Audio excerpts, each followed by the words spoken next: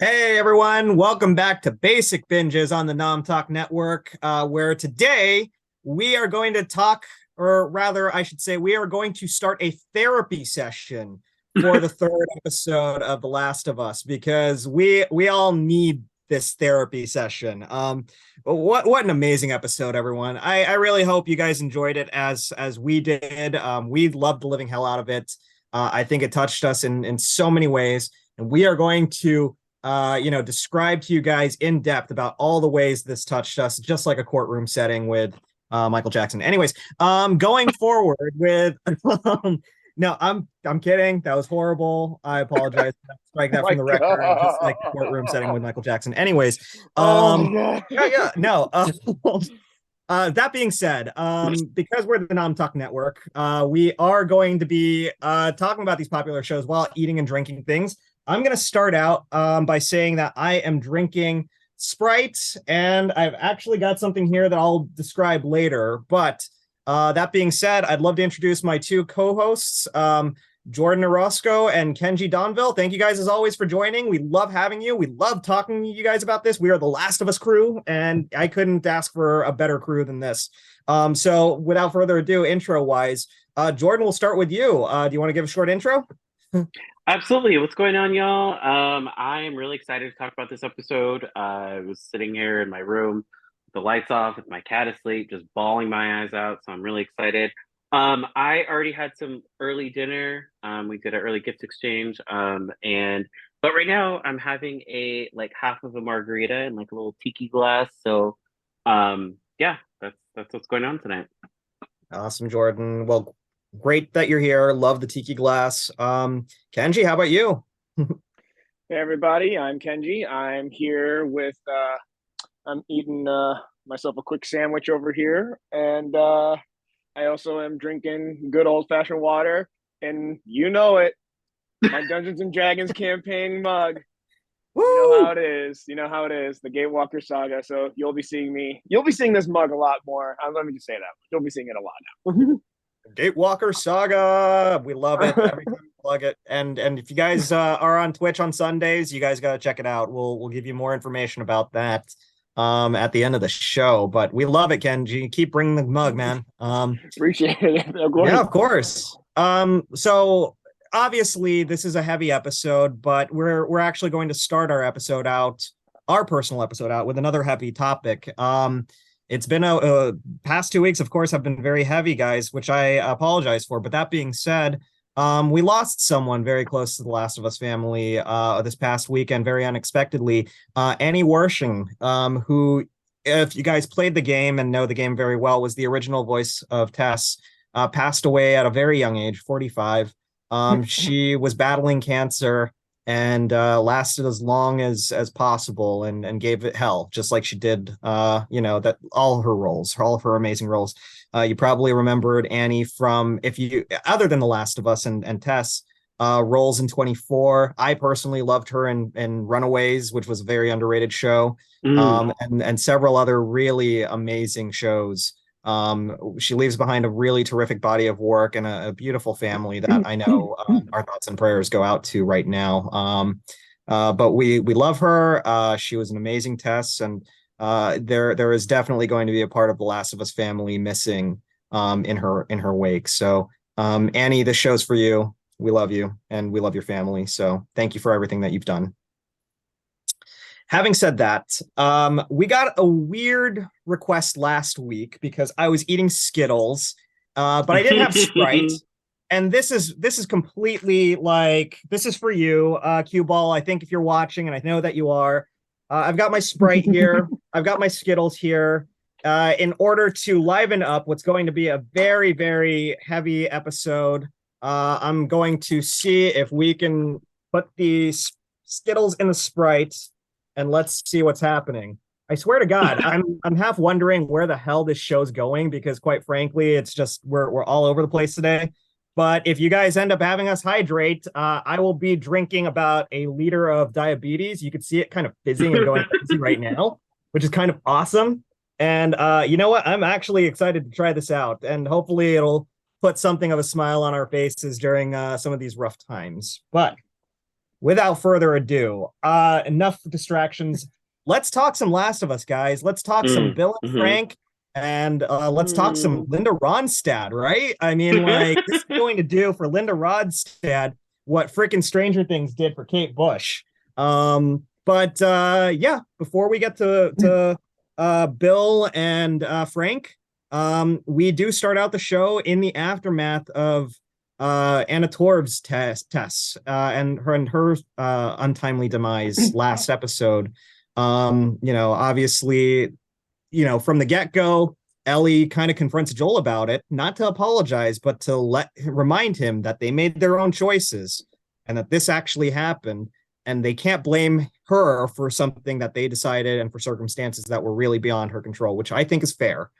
And of course, it leads us into a supply shop retreat. Ellie kind of exploring or meeting unexpected friends down in the basement for a limited time.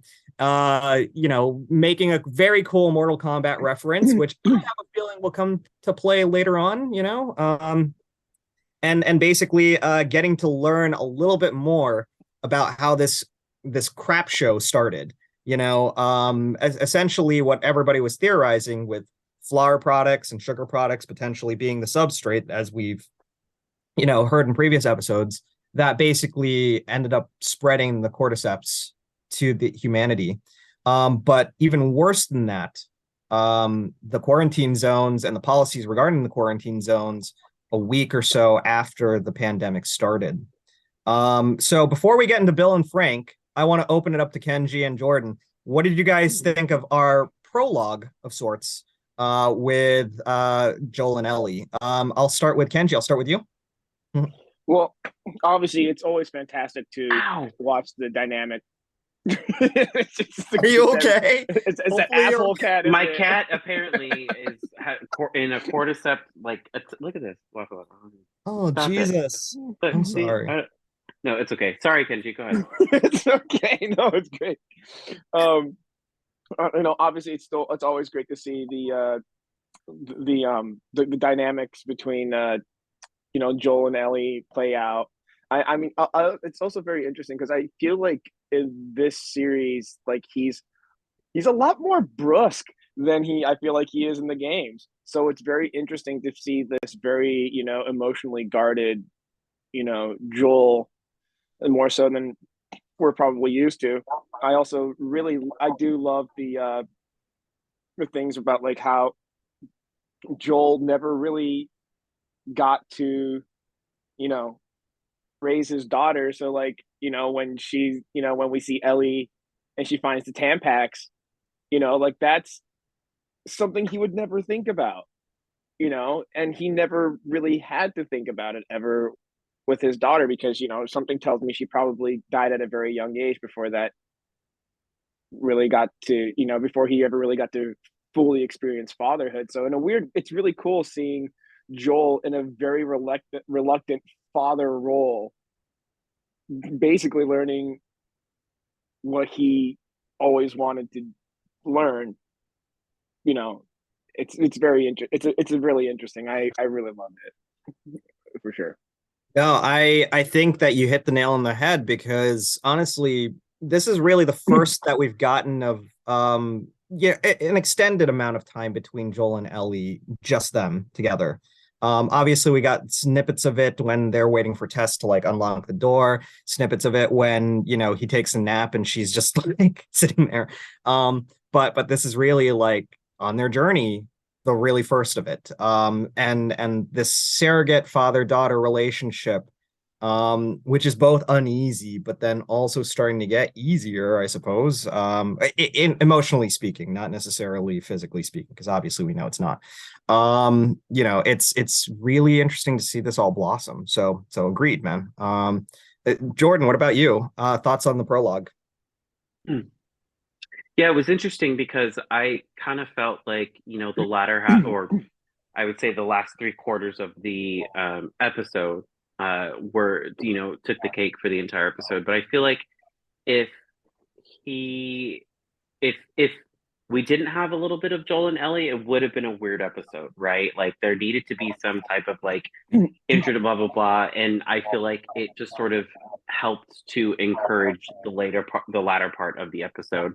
But yeah, I think it kind of like gives a little bit of an in-depth look at like how much Joel doesn't know, right? About like raising a kid, right? Like even though he had one, it's been what, like 20 years since he's had, his daughter die. And, now he has this kid who essentially like, yeah, she can take care of herself, of course, but like at the same time still has these needs, right? Like as a younger adolescent person coming up in a world that, like, and we kind of see that with like, oh, like what is this? Oh, it's it this is how we used to play music, and like this is what this is, and like all this stuff. And like she was never raised in a world where like she could get in a car and just like put on a car seat, right? Like, and so it's all these things that he's trying to having to explain to her that that sort of just makes it like surreal but almost realistic in a way where you're like, this could happen, like, right? And so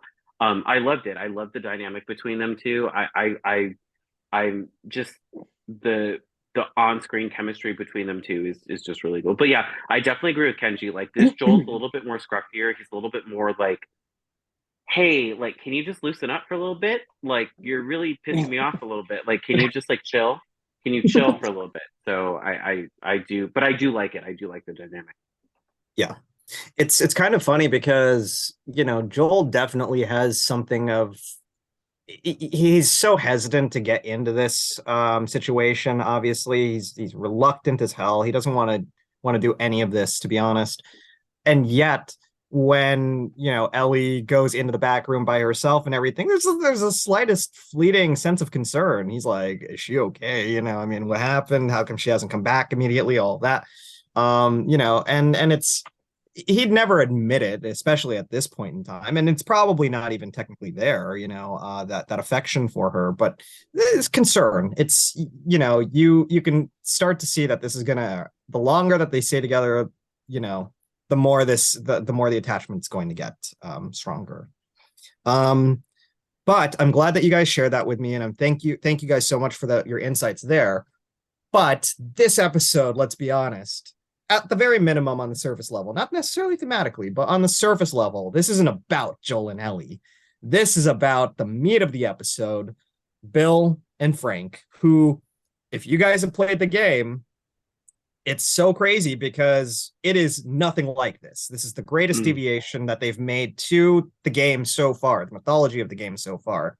All you get in the game is literally Joel asking Bill for a car, Bill getting annoyed with Joel, having to push the car and shoot zombies while you're pushing the car, and then a note that Joel finds from Frank to Bill, and that's it. You don't get anything else. The deviation that they've made here, especially as Neil Druckmann said in the behind the scenes after the episode, it really does make, I think, the mythology better. It enhances that mythology a lot more. So for fans of the game who were expecting the push the car and shoot situation, they were treated to something unexpected and potentially, arguably, something better. So let's start at the top with Bill hiding from the jackbooted Nazis, like searching his house. What did you guys think of Bill's introduction, the Home Depot stuff, the mask, the preparation, the full Ron Swanson, as I like to call it, the Swanson? What was your reception to all of that? Jordyn, I'll start with you. Yeah, so I had no idea what to expect at that moment, right? Because I like in the video game, you're like, there's never really an explanation of like who these characters are. It's just like, here it is, this is what's going on. Get on with the rest of the story. But so I was kind of like going blinded in this episode, and then I was like, oh, it's like Ron, right? It's geez, I forget his real name. Nick Offerman? Yes, thank you. I was like, oh, like there's Nick Offerman. Like, okay, cool. And then it was like, oh, he's a doomsday prepper. Oh, right. And then we also sort of like we get that sort of transitional scene where Joel and Ellie come across like a river or like an area where there's a bunch of like dead people that, you know, we would assume were shot, you know, shot or like got killed, you know, by Fedra or whoever was in charge back then. And basically said it didn't matter if you were infected or not. Like extra mouths were extra mouths. And then, you know, we like pan to, you know, like a rainbow onesie, and then you see the mom, and like you kind of like make that connection between this community. And then Nick Offerman's in his basement, like these fuckers, like blah blah blah blah.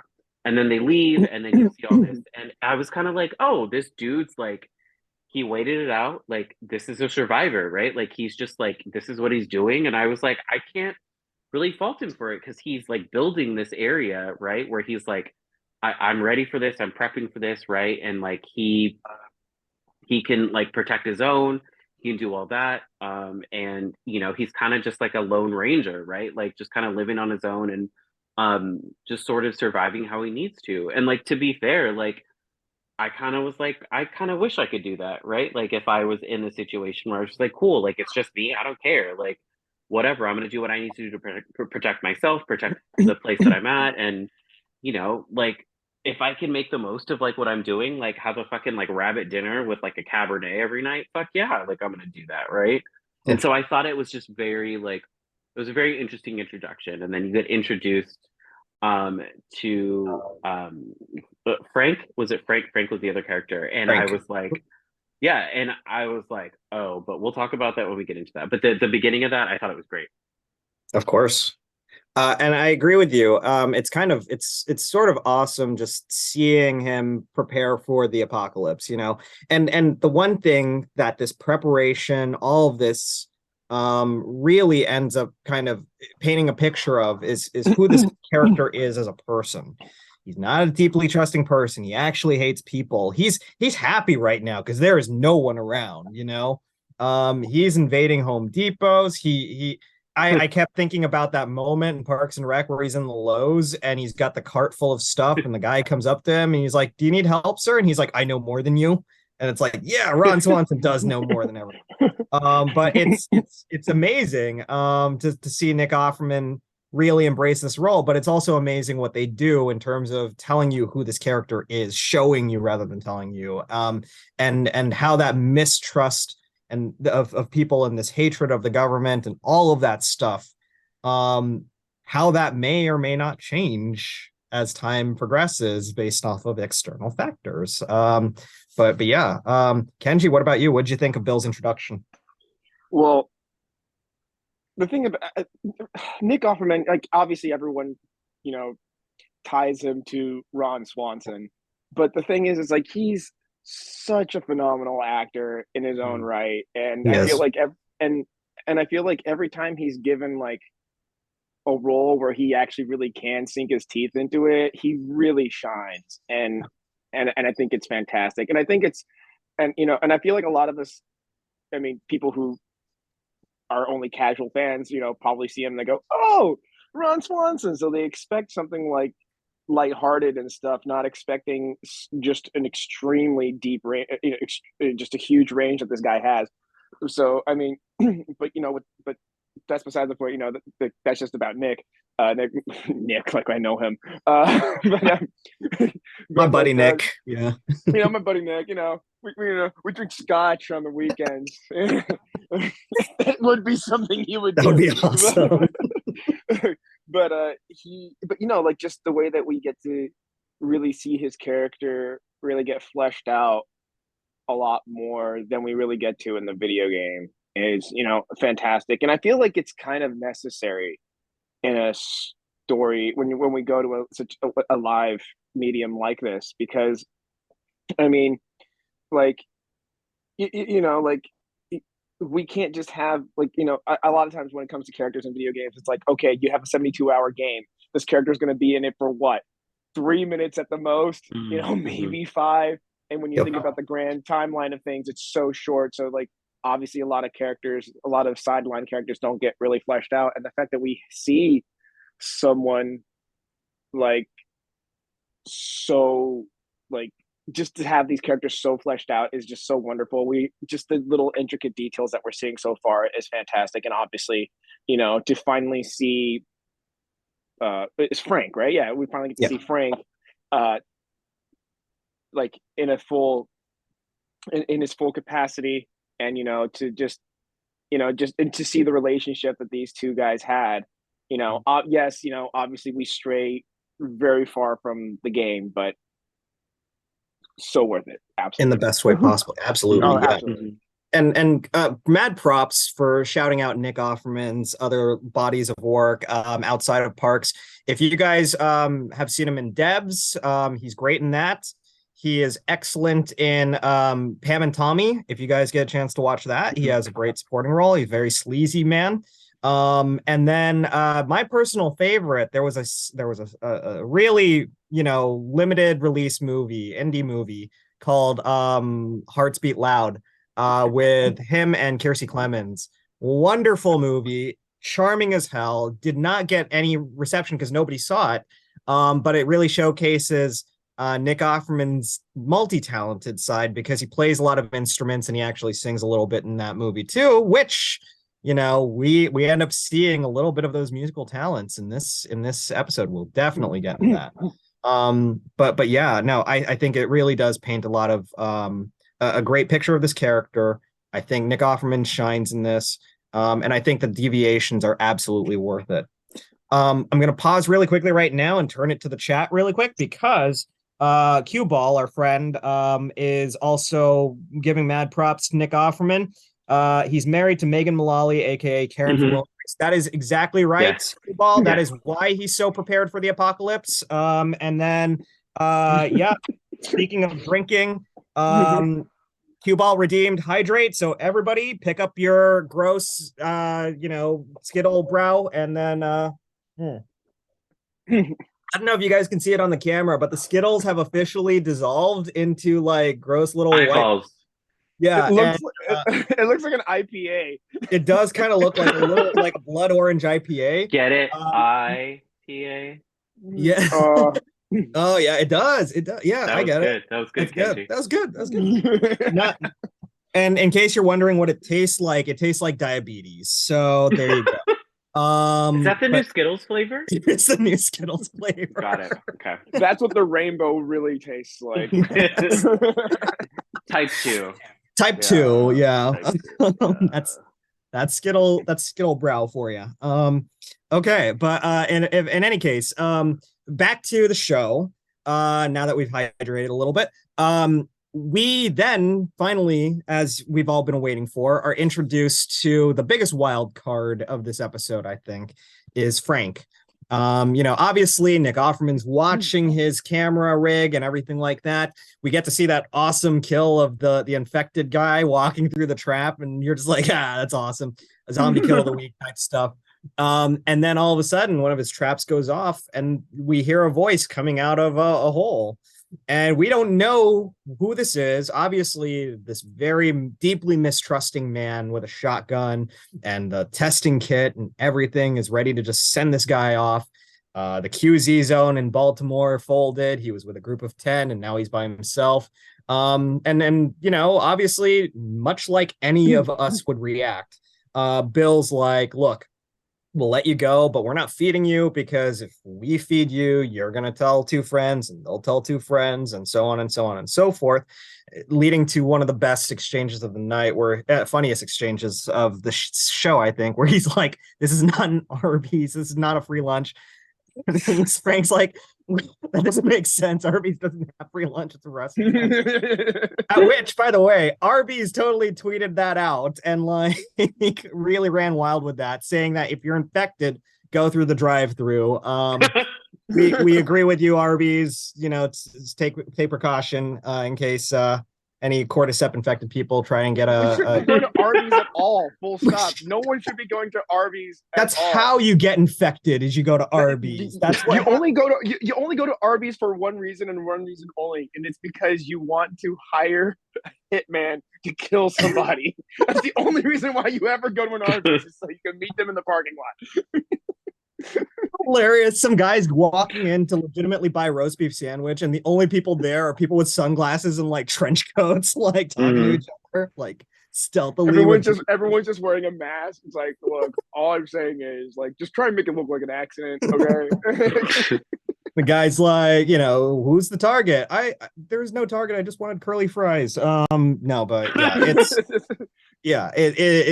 is the only reason to go to Arby's. But that being said, Frank comes to lunch, a very luxurious, expensive looking lunch that looks amazing. And stays a little bit. I guess I can get to the piano scene. He scrounges around. One of the things I love about this, and sorry, I know I'm talking too much. I swear I'm going to kick it to you guys in a sec. But I love how Frank very much, in some ways, is a parallel for Ellie. This almost imposition in this very private, mistrusting person's space, and the way Ellie's asking all these questions, and Joel's getting annoyed. Frank is kind of doing the same thing. He's like poking around, sniffing through things, searching through the piano stuff. And Bill's like, can you not, it's very interesting to see this journey of Frank and Bill start to parallel the journey of Joel and Ellie. And I wanted to just see what you guys thought of Frank's introduction, their dynamic together, and maybe the notion that they're sort of parallel journeys thematically. Kenji, I'll start with you. I mean, the parallels thematically, like, absolutely. I mean, it's kind of like leading a little bit of like foreshadowing of, I mean, for people who have played the game, like this kind of like this, the ultimate like melting of Joel's shell to like let Ellie, to have love for Ellie and stuff like that.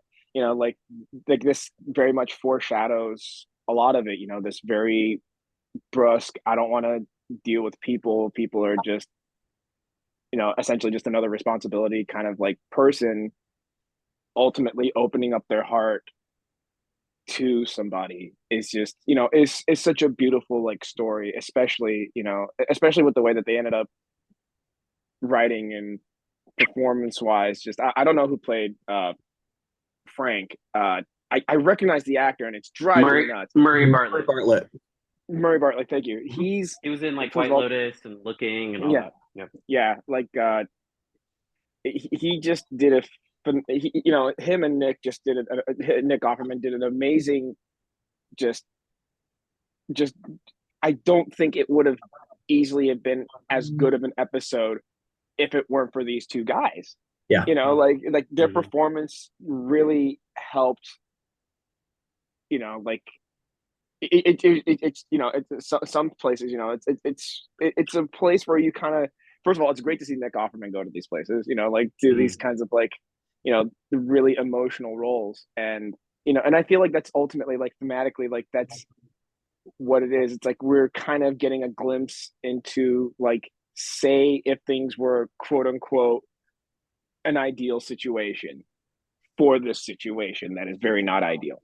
And the fact that we, it's kind of like we get to see the beauty that could blossom amidst all this chaos. Yeah. So yeah, I think it's absolutely beautiful, and we'll get to the ending later, but yeah. I think I swear to God, you guys, we're all gonna start crying by the end of this and singing Linda Ronstadt. Sorry about that, Kenji. I cut you off. Was there anything else that you were saying? No, like that was I finished my phrase on that one because like I agree. Just like we'll be, the further we go into this, I know for a fact that I'm just gonna be forewarning. I probably will. I probably will. I think we all will. Oh man, this episode, guys. No, you bring up some great points. And yes, 100% mad props to the amazing work that both Nick Offerman and Murray Bartlett are doing together here. I don't think, to my memory and my recollection, a single zombie show that's ever been on the air has ever been nominated for an acting award of any sort. I strongly believe that these are Emmy-worthy performances. I wouldn't be surprised if, I think that there are some people that are petitioning for them to be co-nominated as a single nominee. which I wouldn't be opposed to. That way neither of them loses. But if they end up getting, nominated against each other in the best supporting guest category or best guest category in at the Emmys, I wouldn't be surprised if they walk away with ties because they are just so goddamn phenomenal in this episode. And oh man, I love it. It really, you touched on something, Kenji, about the idea of letting people into your life, and I think that definitely is what this episode is about. We'll definitely get into that a little deeper as we go through the story of Frank and Bill. Jordyn, I wanted to hear your thoughts. What about you? What did you think of Frank's introduction, his parallel to Ellie, all of this? Sorry, my cat's attacking me again. Yeah, so like I gotta admit, that was a curveball. It was a curveball because when Frank originally was trapped in the hole, I was like, oh shit, this fucker's gonna kill him. He's like, nah, fuck that shit. He's like, okay, maybe I'll feed you. Like, here's a little, like, that's it. And then I was like, oh, it's Murray Bartlett. Oh, cute. Like, Murray Bartlett I've seen, and like the first role I ever saw Murray Bartlett was when he was in Looking, and that was an LGBTQ themed show that was on actually HBO. It was on HBO, and it was like the first one that was supposed to be like real and all that stuff, right? Because I grew up with Chris Folk and all that stuff. So when I watched it, it was great and it was amazing. It had a lot of really awesome queer actors that were in it. But then he was in White Lotus, and that's how a lot of people got introduced to Murray Bartlett. And then he's been in a lot of other things, and then all of a sudden he shows up, and I'm like, so the first I was like, that's not Murray Bartlett, and I looked and I was like, that's fucking Murray Bartlett, and I'm like, what the fuck? Like, he's in this, right? And I'm like, what's going on? So then, as the story started to progress, and it didn't click for me. And usually I'm like pretty good at like, oh, this is going to be an LGBTQ or queer story. It didn't click for me until the piano scene. Yes. And I was like, wait, is it? Oh, but he's got, they're touching, they're good. And I was like, holy shit. And to me, like, that is, I think for me, that's the pivotal point in an acting career where I'm like, I'm not expecting it. And then it happens, but it was surprising, but I'm like, it works. Like, because these are two people that like, I can see out in the queer community that are like doing this stuff, right? Like, you get like two guys, blah, blah, blah, whatever. And then, they become so real and so transparent in the little time that we have in an hour, right? Like, that we have with these episodes. And it was that point where I was just like, shit, like, obviously Nick Offerman's character is going to get vulnerable because he clearly likes this guy. But then Murray Bartlett's character, Frank, is like, cool, like, this is who I am and this is what's going on. And like, let me soften you up, right? Like, and he's like, okay, cool. And then what I appreciated was we get the story throughout sort of a couple years, right? Like, we get like years that are happening, then we get all the way up to, to when Tess and Ellie are there, and obviously, spoiler alert, like, they die, right? But the introduction of Frank to Bill was probably one of the most, I don't know, it was just, I was like, oh shit, I'm hooked in this entire film. I was like, I don't care what happens. I don't care if they turn on each other. I don't care if like one shoots one another. I don't care if they fucking like become infected. I'm like invested in this entire story now. And so I think for me, like, this beginning part of when Frank was introduced, I'm like, I'm invested. Like, this is exactly what I came here for. So absolutely. I love that you're pointing out something that I really think can't be ignored in this episode, particularly. What a miracle it is for for Bill to find Frank of all the people in this infected, fucked up world. Not only there's two miracles here. Not only do you find someone who's actually caring, who's not trying to screw you over, who's not trying to kill you for your stuff.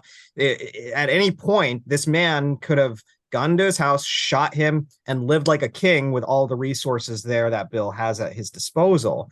But no, he's not, because Frank is a kind, decent human being. And that is that is so goddamn rare at this point in the apocalypse. The other thing is you find another man who's also gay, and you guys have very similar experiences. And Bill, obviously he knew he was gay. He knew that he wasn't really interested in women. And to your point, when they start playing the song, I love the moment where Frank's like, where, who's the girl that you were singing this about? And Bill's like, there's no girl, and it's almost like he knew this about himself, but there was never any way for him to actually go out there and meet people because of how deeply distrusting he was, because of how he wanted to shield himself off from the world. And even though you have this sense of identity and you know who you are very much so, to not be able to experience life and to enjoy love and the people around you, to be that, you know who you are, but you can't be who you are because you're so trapped in the confines of your paranoia. To have Frank kind of discuss this with him and have Bill sort of break down because he can finally start living at the end of the world of all times. There's something rather beautiful about all of that, and miraculous, quite frankly. No pun intended when I said frankly. But that being said, yeah, I do love that we flash 3 years into the future, and we see that they cultivated a real life for themselves, without a whole lot of drama from the infected or from raiders or anything like that. And I love that Frank, Bill's of course changed in the sense that he let one person in, Frank, but the rest of the world is still shut out, very much so. The only person I'm going to trust is Frank. And what does Frank do? Frank's like, I want gasoline to mow the lawn so that we look good. I want paint, and I want to restore the boutiques and everything like that. And he's like, why are we hosting garden parties or some crap like that? And he's like, as a matter of fact, we need friends, and Bill's very much like, there are no friends to be had in this world. And Frank's like, I've been talking to a really nice lady and we're going to have them over. And lo and behold, it is Tess and Joel. And I love that they're sitting down. Tess and Frank just automatically hit it off and, go into the house despite Bill's protests, who's got his gun firmly on the table. And Joel, who totally understands where Bill's coming from, tells him, look, I mean, again, you sort of got lucky because of all the people that you could have radioed. We are decent people and we can help each other out because you don't have a whole lot of stuff here, in your area that we do have at the QZ zone, and your fence is going to go under in a couple of years, so just think about it, and ultimately, of course, Joel was right, but yeah, I think once we start seeing Joel and Tess interweave in the story of Bill and Murray, what did you guys think about that, their integration, the relationships and the insinuations between really what Tess and Joel's relationship is, because that's never really answered in the last 2 episodes. I mean, what do you think about all of this? Jordyn, I'll start with you. Yeah, I think this is where it started to sort of get like deep with me, is like, so is normalcy a word? It's like, it's the normalcy of like Joel and Tess, who like, gosh, okay, how can I sum this up and not like turn this into like an educational moment for everybody? It's the ability to see the human in people in relationships regardless of gender. And it was the fact that like Joel was able to sit down with these two people that are in a same-sex relationship and still treat them like human beings and still be like, Bill, quit pointing that fucking gun in my face. And he's like, okay, sorry, right? And like not be like, why are you with him? Or like, what's going, like with like the slightest tinge of homophobia, right? Like to it. Yeah. And it was just the normalcy for me that I was like,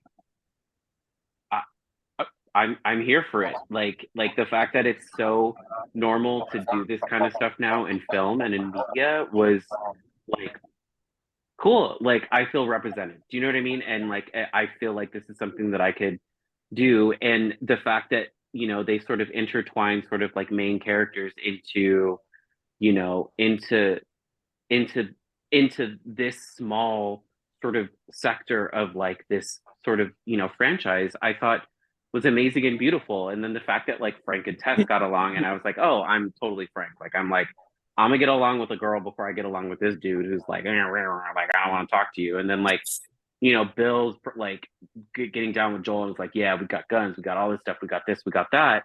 And then you kind of see that play out later on, right? When like Ellie and Joel show up, later on, and like the note's made to Joel, right? And it's like, hey, we have this, this is for you.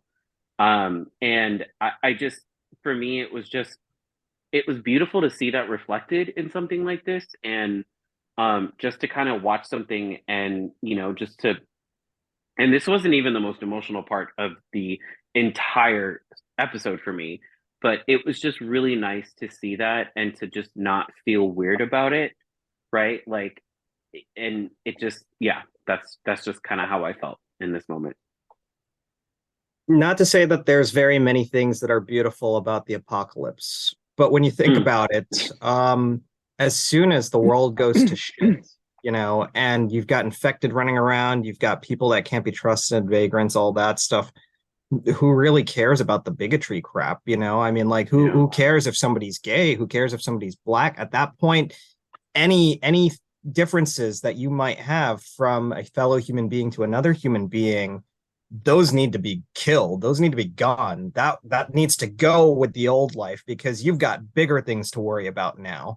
And if you're going to be, a bigot in that climate, and care about whether or not two men are in love, what the hell is your problem? So it's really great that we see that in Joel and in Ellie. And I'm sure, we don't really know who Joel and Ellie were, as people prior to the apocalypse, outside of the small glimpses that we get.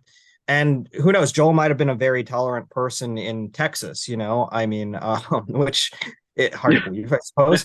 But that being said, I mean, that the fact that he's able to sit down at this table, not care about who these guys are outside of friends, and people that can help you and you can help them. There is something incredibly beautiful about that. So I'm really glad that you called that out, Jordyn. That's excellent. To point that out. And Kenji, what about you? What did you think about Tess and Joel weaving into this story of Bill and Frank? Well, what I love about it is that it doesn't seem forced in any capacity, because sometimes when it comes to, especially when you try and deviate from your main source material, I feel like a lot of times what ends up happening is that you try and create a story, or you try and flesh out characters to like enhance the main storyline, but it's such a deviation, or just seems so bloated. And I feel like absolutely, like, not at all. Like, this was like perfect. It wasn't bad at all, or I didn't see. I'm bad, I guess is the wrong word. I guess it doesn't seem bloated. It doesn't seem forced. Nothing about it at all. And also to touch on what Jordyn said about how it's an extremely inclusive storyline as well, and also but the focus of the story isn't these people are gay. It's a human story. It is a story about people who are in love and people who are dealing with this very, very messed up situation with the world. It has nothing to do with their orientation. And I feel like a lot of times, like, at least just for me personally, just being Asian American, I feel like a lot of times, I mean, Mike, maybe you can back me up on this, but a lot of times when you see like a character who is Asian in a story, it's the whole point of the story. Their whole story is they're Asian. They're Asian. So the fact that we have such a natural and for all intents and purposes normal story, where it doesn't, I guess normal is not the right word, but I guess just a story where it doesn't draw attention or to try and make it like a novelty. It just treats it as this is what it is, move on, and I think, and that's it's very healthy. It's inclusive, but it also doesn't make it a sideshow. And I think that's absolutely wonderful. I 100% agree. The point of this episode is not to call out the fact that Frank and Bill are gay. It's to call out the fact that love can persist in such a bleak and dark time. And more importantly, if this is a time that's quintessentially about survival, how that love can help you to survive. How we see it through the years with these two characters. And we do have to talk about this because we are running out of time. We see them grow old together. We see them live full, wonderful, complete lives. And if there's ever any proof that you need that love can help you survive, it's Bill and Frank as an example, because that's what happens to them. They grow old together. They become, wonderful, normal people together, and it's really, really emotional. I'm gonna stop myself right there because I know that I'm getting emotional. But cue ball redeemed hydrate again. So bottoms up, guys. Damn. We need to, because we're about to put on the waterworks. So we are. Cue ball, I want you to know that I actually don't mind drinking this. It's not like the grossest thing in the world. It really just tastes like sugar and Skittles. So I'll bottoms up it right now. It doesn't bother me at all. It kind of tastes like if you go to a theme park and they serve you like soda with syrup and ice cream in it. That's kind of what I'm getting out of this anyway. So are you gonna eat the Skittles too? Debatable. I don't know if I'm gonna do that, but we'll see how I feel after this if I'm desperate. Also, Nom Talk redeemed stretch, so we will stretch for you, Steph. Thank you very much. I'm gonna stretch because I have a little one on my. Our boss says to stretch. We need a stretch. Yep. Right. Okay. I heard my back crack. Felt good actually. River, the Nom Talk cat is stretching. So. Yeah, River stretching too. That's I don't good. know if you can. Yeah, she's like, oh, hold on. She's like, hold on. She's like, oh, okay. I'm trying to find the. Oh, she's right there. There's a sweet spot. There it's a cat. Yeah. Good job, River. Cat. I feel like she's like the Nom Talk cat. So. So we're getting to the end of Frank and Bill's story, and this is going to be the hard one, guys. If we start crying here, it's cry with us. Why not? Obviously, if you can stay dry throughout this entire moment, then good on you. But we find out that Frank ends up coming down with a disease after several couple of years. We think potentially it's ALS. Of course, there was no cure for ALS even before the world went to shit. He's having trouble doing things like painting. He's in his wheelchair. All of that. It's on one hand, it's lovely to watch because nothing worse killed him or nothing worse has gotten to him. He's able to live a normal enough life where, the one thing that does kill him is something that would have potentially killed him prior to the apocalypse, prior to the cordyceps, prior to vagrants and all that stuff. So that's, on one hand, that's kind of nice. But on the other hand, it obviously he's having a hard time. He has to take pills, presumably from Joel and Ellie. And Bill is such a wonderful and loving, husband. He's cutting or boyfriend, I guess, at this point. He's like cutting up his food and everything. And after a rough night trying to lift himself back into his wheelchair, and spending the whole night doing that, Frank comes to a decision. And that decision is he wants that day to be his last day. He wants Bill to, oh God, this is the hard moment. This is the moment that I cried, where he's talking to Bill and he's telling Bill, I'm not going to give you the life is a gift speech because I've had as many bad days, even bad days with you, but with you, you're the only, I've had more good days than with anyone else.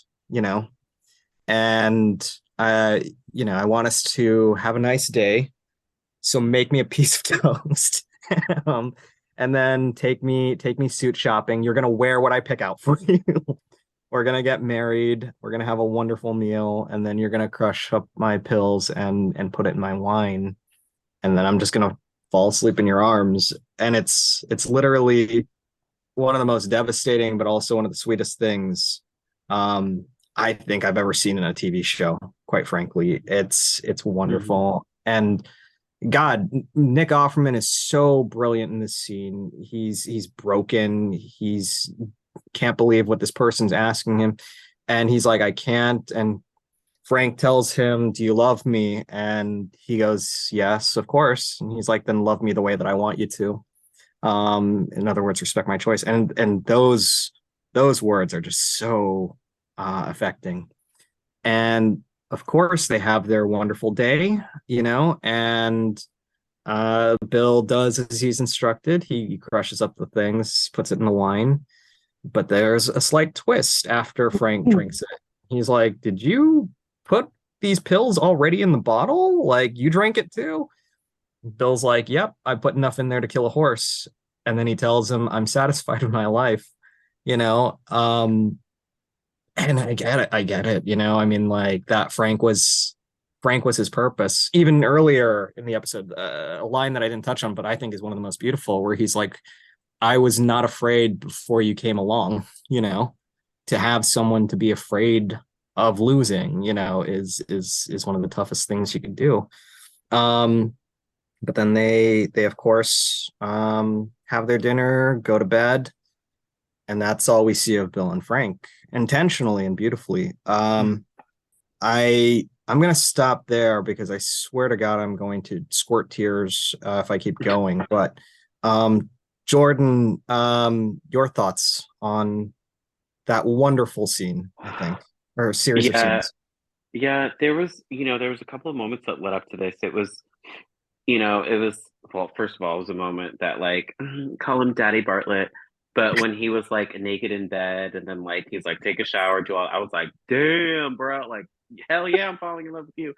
And then it was the moment where the Raiders invade and Oh yeah, yeah. Bill gets Bill shot. gets shot, and Yeah. I was like, fuck, if he dies, like y'all fucked me over. I was like, HBO, I'm gonna fuck you up. I'm like, nah, this, and then we see the next scene, which is like years later, of course, and Murray Bartlett's sick, and I'm like, wait, what? And then I think the entire time from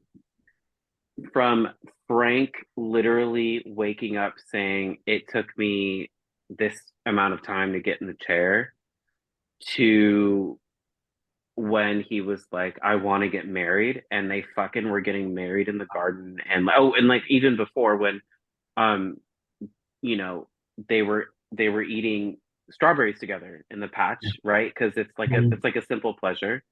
And sorry, she's the cat stretching. No, no, no, no.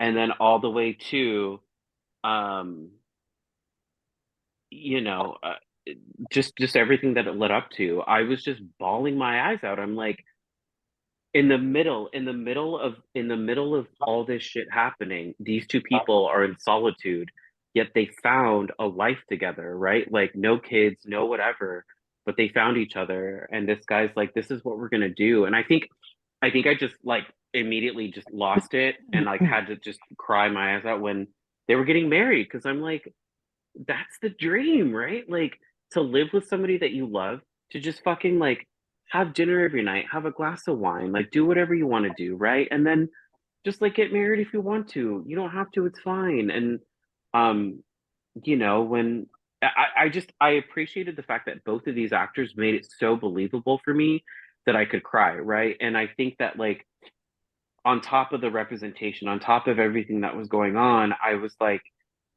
it just it was just a very beautiful moment in a series where there's so much tragedy already happening, right? There's so much fucking shit that's happening, and we know there's more to come, right? Like those of us that are interested in the story and interested in everything, like we know shit's about to like hit the seal, like more shit's about to hit, right? But I think in this like small like moment of solitude, it was exactly what we needed. And I thoroughly appreciated it. And like everything that they had, they leave to Ellie and Joel, and Joel's like, fuck, like, and that last scene, right, with the window open and the wind blowing in, I was like, I just crying right throughout the whole. And so I thought it was very well done. And I just like I applaud the people that did this episode. I think it was so normalized, and it was so like anybody could watch it and be like, cool, like this is normal, this is what's going on. So Absolutely. What a brilliant shot that window scene is, because it's vintage Last of Us, right? I mean, like that's yeah. what we see even when before we press start, that's kind of just the opening screen, the title screen. But the way that that shot is framed, and the sheer fact that we never, thank God, I'm really happy about this. We never see Bill Yeah. and Frank. The last time that we see them is when they are fully satisfied. There's something so poetic and beautiful about all of that. So I'm really glad that they did that. Wow, what a tear-jerking scene. And beautifully executed. Kenji, what are your thoughts on this? Um, yeah, like this ending is so hard to watch, because especially that moment when you hear Frank ask Bill, like, do you love me?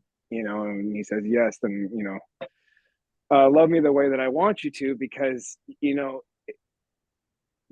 I mean, I don't know if anyone's necessarily ever had to make a choice as heavy as that, but there are times that like sometimes you have a loved one ask you of something that that's hard to handle, whether that's I need you to let me go, or we have to, whatever it is, like it's I feel like a lot of times it's really hard for as a partner to make to with to grant somebody that kind of like thing, because you have to be take yourself out of that picture, and to think just solely about this person, and and it's sometimes it's really hard to do that, especially in a situation where like this, where it's like now that means this person's no longer there, so like it's a very poignant moment, and to just as like I feel like it's just a very beautiful look at of a wonderful relationship. And I agree, just the fact that the last time we saw him was that he was, the last time we saw Bill and Frank was when we saw them happy. Well, happy is a relative term, but they were together, beautifully dressed, happily married, happily newlywed. So like just it's I'm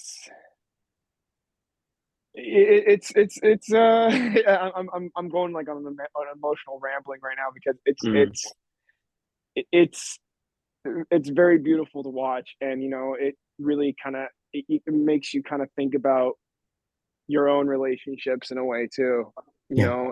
and like really when it comes down to it, is like ultimately, which is that question of, are you willing to make a choice that you don't want to make for someone that you love? And also, of course, we realize, and of course this is also foreshadowing to what happens between Ellie Yes. and Joel as well. Yeah. Yes.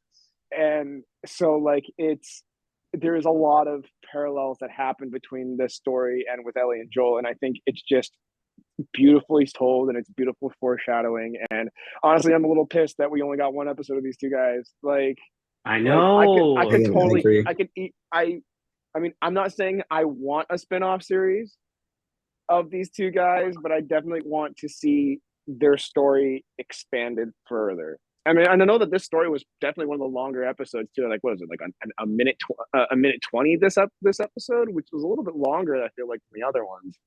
Yeah, But it's yeah, a little bit longer. Yeah. yeah, but yeah, it's it's a I don't know this. I feel like this show's makes us think and it makes us feel, kind of like how Walking Dead did. But Hmm. I Hmm. think it's it doesn't just make you feel. This show really makes you think, Yeah. Hmm. and I feel like that's something that's extremely rare in television and in movies nowadays. Because a lot, I mean, I'm not gonna lie, like, I mean, what I'm about to say is it completely contradicts about the show, because the show is technically part of a franchise, but everything's a franchise nowadays. Yeah. Everything's a franchise. Everything's about trying to, it's all about pleasing like that lowest common Yeah. denominator. Hmm. And Hmm. because of that, like it aims for the lowest echelon, and it doesn't really do much. I mean, shoot, half the times they're just like what, hour long, 2 hour long toy commercials. I mean, so like the fact that we actually have like something. I mean, I'm calling out certain franchises right now with that one, but but with that being said, though, like even though yes, this is a part of a video game franchise, it's based on an existing IP. They're changing it in such a way that, one, it's not like one of those things where it's like, oh, they're changing it because continuity or for time's sake, and nah, but no, but they're like the changes that they're making. It's like the changes that they're making are specifically to make the story even better than it was before. Mhm. And ultimately, I feel like this show is really making people think, and I get a lot of, really get in touch with their emotions, not just feel an emotion, but to like really think about that emotion. And, not enough shows do that nowadays, and I want to see more. So like, I cannot wait for the rest of this. Like, well, we got, we have 10 episodes left in this season, I or is it think it's seven? if this is the third episode, we've got about 6 episodes or 7 episodes left this season. Yeah. Sorry. I'm Yeah. excited. I mean, that's actually a pretty, when you think about the amount of That's the robust. minutes, yeah, Wait, minutes of I footage wise, it's like that's any when the episodes are ranging anywhere from an hour to an hour and a half. Like that's a lot of minutes. Yeah. yeah, I'm sorry. I think 6 episodes left. My bad, but still a lot. Still I a lot don't left. That's like. still a Dude, lot. I'm Yeah. sorry. I really hate when TV seasons are only like 10, 13 episodes long. Yeah. Like I want like I don't know. Maybe I'm an anime nerd, and I'm like, no, it needs to be 24. We need to have 24 episodes every season. but, it's like no fillers, just 24 episodes. But I will say that I feel like the show is making really good use of its minutes, because Mm, like hmm. I'm only gonna just Hmm. point out the Obi-Wan, because there were some things that happened with Obi-Wan where I was just going, hold on, we have like 2 episodes left. How are we supposed Yeah. to wrap this up? So the fact that this story is just so well, they're doing the writing in this is just absolutely so well. It's just so well done. I'm really, really hoping that this series picks up some awards. Um, Yeah. you know, Me not too. just in writing, but in performance wise too, because like we've got some crazy good actors in this, and we're only on episode 3. Yep. And Hmm. so far, every episode that we've been watching, it's been like, holy shit, that person was really good. It's like, oh, but did you see episode 2? Because this person was really freaking good in episode 2. And then now everyone's like, did you see episode 3 though? Because so like, I'm really excited for where this goes. You pointed out a couple of things I love, Kenji. The foreshadowing element of this is really important. And for those of you who haven't played the game, we actually do see that I think Frank hanged himself and he left a note telling Bill how much he hated him. There wasn't a whole lot there to connect Bill's story with Joel and Ellie's story other than he gives them a truck, from a thematic standpoint. The way that they adapted this, it's almost a perfect mirror of Joel and Ellie's situation. And the moral that the grand takeaway from this situation, including, as you mentioned, Kenji, the foreshadowing here and how the theme of choice comes into play very heavily later on, which we won't talk about today, obviously. But if you played the game, then you know what we're talking about. But that being said, the one aspect of the episode that I didn't get to touch on that I really do want to is the note that Bill leaves behind to Joel, the one that Ellie reads. And in that note, a couple of things really stood out to me. Bill really talks about saving Frank as his purpose. That was the one thing that he lived for, and that's what kept him going. This idea of love. So as I was talking about at the beginning of the show, Bill's a completely changed person because of Frank. He got purpose because he got love, and that really helped him to survive and drove him to survive. I think that's when we think back to Tess's death as well. One of the last things that she says to Joel is save who you can save. And obviously he couldn't save his daughter, and he couldn't save Tess herself. So is there somebody else out there, obviously, that he can save? And it's of course Ellie. And I think that the thematic example of Bill and Frank is something that Joel can take away in terms of, how that love and how that hope that somebody can provide to you in this apocalypse. Because you could live in this apocalypse, but you could survive rather in this apocalypse, but are you really living? And I think that obviously with Ellie in Joel's life, this man who's just surviving right now might actually have a reason to live, which is why this episode, even though we don't spend majority of it with Joel and Ellie, is really inherently about Joel and Ellie, and this relationship that's very important to everyone. Boba Fett, hey, how you doing? It sounds like we missed a couple of your chats, and I apologize for that. I think you were noticing Jordyn kissing the cat. River is the cat's name, and the cat was yeeting. I'm old, so I don't know what yeet means. But that being said, yes. You mean just skedoodled. You skedoodled, you vamos. There you go. GTFO'd, man. Yeah, she's right here. She's an asshole, so she's all right. I don't know what she's doing. I do hate to do this. We do have to wrap up. I could talk about this episode all night, and it's so wonderful. What? You, Mike, could talk forever? I'm just kidding.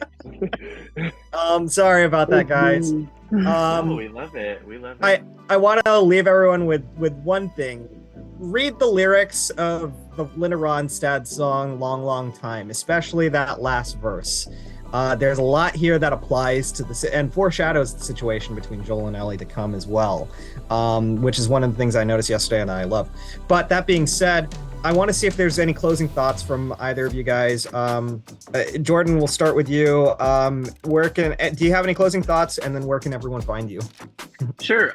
I do want to also point out that this was the contact that we saw when Ellie discovered the radio signals in 80s, 90s, and if there were any songs, and then and I think it was the ending of the first episode where they played was it Depeche Mode or it was an 80s song where it was or Erasure or something. Yeah, Help. And I think that was the time when their camp was getting raided or whatever, and when they were doing that. And so I just thought that was a really important thing to point out.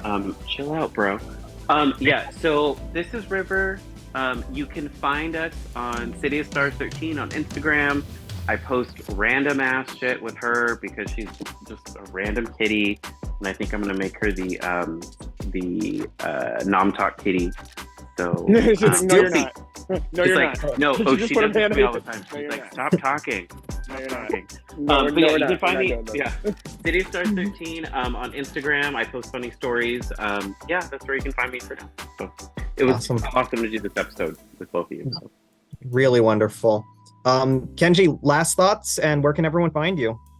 First of all, this was an extremely beautiful episode. You know, despite the fact that this is very much a like an action thriller sort of thing, like the fact that it's still that they're able to create a story so beautiful like this. I mean, when you think about it, like what the action was, maybe like what 3 minutes out of the whole episode, like the fact that, you know, like I mean, a part of me kind of wants to like it's like that Simpsons meme with Last of Us smacking Walking Dead in the back of the head. That's how you write an emotional story.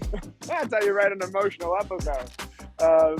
And it just, yeah, I mean, it's extremely beautiful, and I think that's ultimately kind of like what the theme is. Also, with the idea of like even amongst the most horrible chaos, you know, there's beauty, and we really get to see this wonderful thing. So I am really excited to see what other aspects of the human emotional spectrum that we will be exploring with this series.